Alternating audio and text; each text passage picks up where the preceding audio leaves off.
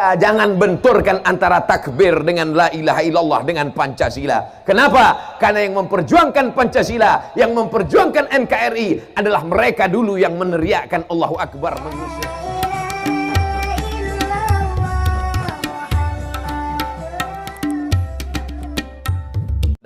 Menggantikan 1 juta anak Lampung akan siap menggantikan Abdul Somad. Betul? Nanti setelah mati. Jangan pernah takut siapa yang akan melanjutkan perjuangan ini di masa akan datang. Anak-anak muda yang sehat inilah yang akan menggantikan kita semua, Bapak Ibu. Kita ini semua akan mati. Diabetes? Mati. Jantung koroner? Mati. Kanker otak? Mati. Covid? Belum tentu. Kalau banyak minum obat kayu putih. Kabarnya obat Covid itu kayu putih. Diambil ke tisu, disedot, nggak juga mempan, mati Covid. Tetap ikut protokol kesehatan. Hand sanitizer tadi saya cuci tangan duluan. Dulu setiap cuci tangan makan. Sekarang bolak-balik cuci tangan nggak makan. Tetap pakai masker. Lihat ibu-ibu semua pakai masker, bapak-bapak pakai masker. Ustaz Somad kalau nggak pakai masker, kalau saya pakai masker ceramahnya nggak jelas. Apa kata Ustaz? Itu maka saya buka, tapi masker tetap ada. Insya Allah semuanya dalam lindungan Allah Subhanahu wa Ta'ala. Benteng terakhir mempertahankan iman dan Islam anak-anak kita adalah pondok pesantren. Andai mereka lulus dari pondok pesantren Al-Firdaus nanti, amin. Lalu mereka ikut tes polisi dan tentara, lulus apa nggak lulus? Lulus. Kenapa lulus? Karena dada mereka bersih, nggak ada asap rokok. Yang lain pas diperiksa, di dalam itu sudah aspal, hitam paru-parunya. Tapi mereka bersih, otaknya bersih. Kenapa? Karena tidak ada main game online PlayStation dan warnet. Hatinya bersih karena diajarkan kiai jangan hasad, jangan busuk hati, jangan dengki. Setelah bersih diisi dengan tawadhu, diisi dengan ridha, diisi dengan tawakal, diisi dengan qanaah, dan setiap pagi diisi dengan afdhaluz zikri fa'lam annahu la ilaha illallah, la ilaha illallah, la ilaha illallah, kalimatu haqqin 'alaiha nahya wa 'alaiha namutu wa biha nub'atsu insyaallah ta'ala minal aminin. Mereka lulus jadi polisi dan tentara. Dan setelah mereka lulus jadi polisi dan tentara, tugas mereka dari Sabang sampai Papua, ada masjid-masjid yang selama ini ditinggalkan. Tidak ada lagi yang sholat di sana. Begitu mereka tugas di sana, mereka hidupkan mikrofon, mereka yang azan langsung. Tentara azan, komandan korem, Allahu Akbar, Allahu Akbar. Begitu kalau tentara yang azan. Semua orang kampung terkejut. Apa ini? Kenapa tiba-tiba musola yang selama ini kita tinggalkan ada yang azan? Mereka ngintip. Begitu mereka intip ada tentara lengkap dengan pistolnya sholat. Kira-kira penduduk kampung sholat atau enggak? Sholat, ketakutan semuanya. Disitulah kita bangga dengan anak-anak kita. Betul? Mereka akan jadi polisi. Mereka tugas di Kapolres, di Kapolda, di Polda, di Polres, jadi Kapolda, jadi Kapolres, sampai Polsek, sampai Babinsa, sampai di tengah masyarakat. Mereka yang mengajak membaca Al-Quran malam Jumat. Mereka kumpulkan masyarakat. Mereka baca Bismillahirrahmanirrahim, Yasin wal Quranil Hakim. Kira-kira masyarakat ikut apa enggak? Ikut semuanya masyarakat. Kenapa masyarakat ikut? Karena ada pistolnya, guys. Bangga atau tidak kalau polisi dan tentara menghidupkan surau, langgar dan musola? Bangga atau tidak? Takbir.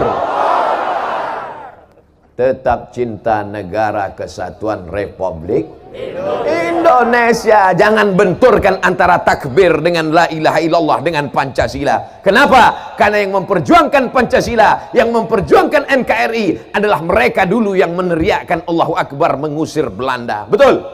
Apa teriakan Bung Tomo dulu ketika mengusir Belanda? Apa teriakan dulu ketika mereka mengusir Jepang? Allahu Akbar. Teriakan mereka adalah Allahu Akbar, serbu. Lari pontang-panting itu Belanda. Tinggal terong Belanda. Betul? Oleh sebab itu santri-santri ini harus semangat, harus sehat. Jadi jangan bayangan orang santriwan itu pakai sarung, pakai peci, gayanya lotoy leo, lunglai, lesu, gayanya mau mati aja. Santriwan santriwati adalah yang semangat luar biasa, betul?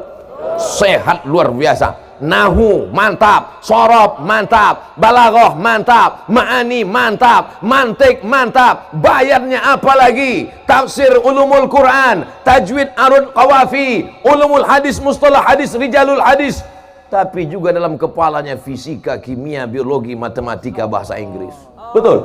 Otak kiri, otak kanannya main. Nggak main otak, otak-otak main kan? Makanya anak pesantren itu anak yang paling pintar dan paling cerdas. Karena dalam kepalanya macam-macam ada pelajaran. Cuman masalahnya orang sekarang, kalau anaknya 3, mana yang paling bodoh, itu yang dimasukkan ke pesantren. Bukan begitu. Mana anak yang paling pintar, mana anak yang paling jenius, mana anak yang paling cerdas, mana anak yang paling smart, itu yang dikirim ke pesantren. Itu yang akan memperjuangkan agama di masa akan datang. Betul? Kenapa perlu kalau bapak ibu punya anak 3, yang satu isi kepalanya 4 giga, yang satu ada 4 tera, masukkanlah yang 4 tera itu, 1 juta giga di kepalanya. Kenapa? Karena memang anak pesantren perlu space yang besar, karena akan dimasukkan ke kepalanya 30 juz Al-Quran. Amin.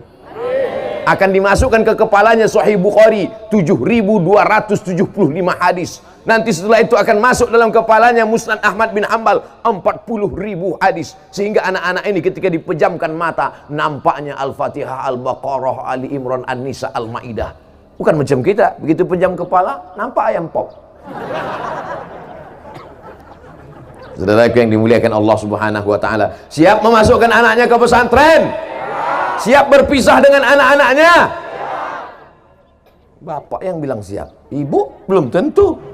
Dia yang mengandung 9 bulan 10 hari, mereka yang menyusukan anaknya 2 tahun, berpisah dengan anak itu berat, Dilan.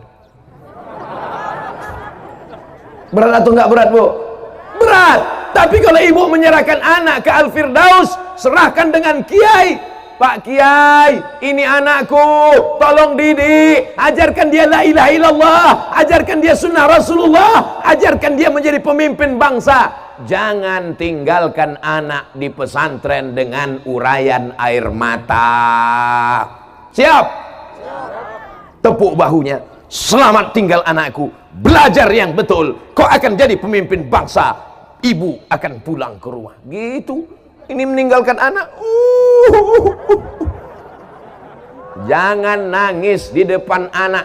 Emak saya dulu waktu meninggalkan saya di pesantren, tidak pernah sekalipun dia menangis di depan mata saya. Kau mesti belajar di sini. Kalau kau macam-macam, campakkan kau ke panti asuhan.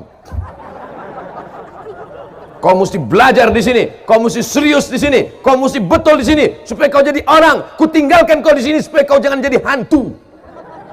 Dia pun pulang. Kalau mau nangis udah agak-agak jauh, udah cari pokok kayu, nangislah di situ, peganglah pokok kayu. Siap ibu-ibu? Nanti kita buatkan khusus. Pak Kiai tolong cari pokok kayu situ satu terus buat di situ tempat nangis.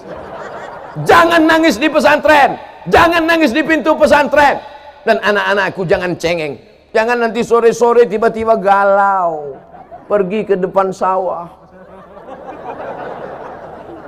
Sore-sore menjelang maghrib kau pergi ke depan sawah, bukan cuma lalat yang masuk, jin, setan, hantu, belau masuk. Oleh sebab itu yakinkan dirimu bahwa ayah dan ibumu adalah orang paling sayang kepadamu di dunia. Betul apa tidak? Sayang kepada anak bukan dibelikan motor. Ini banyak orang tua yang salah kaprah. Sayang sama anak, dibelikan motor, anaknya pun suka hatinya saja, semua dicopot, lampu dicopot, lampu sain dicopot, kacanya dicopot, semuanya dicopot, knalpot dicopot, remnya dicopot. Akhirnya motor itu memanjat ke tiang listrik, lewat di musola, Semua orang di sekolah mengutuk semuanya. Semua orang di sekolah mendoakan dia supaya mati semuanya. Ghairil maghdubi alaihim waladdallin. Apa kata orang di musola? Mampus. Amin. Mampus betulan. Tapi anak-anakku sekalian, kalian belajar di sini. Tapi Pak Ustadz, kami mau masa muda. Nanti kalau kamu di pesantren, nanti kami nggak pandai naik motor. Ustadz Abdul Somad sekarang kemana-mana naik motor terus. Di sini aja nggak dikasih naik motor. Oleh sebab itu makanya tidak ada masa muda yang terlewatkan. Anak-anak pesantren tetap semangat.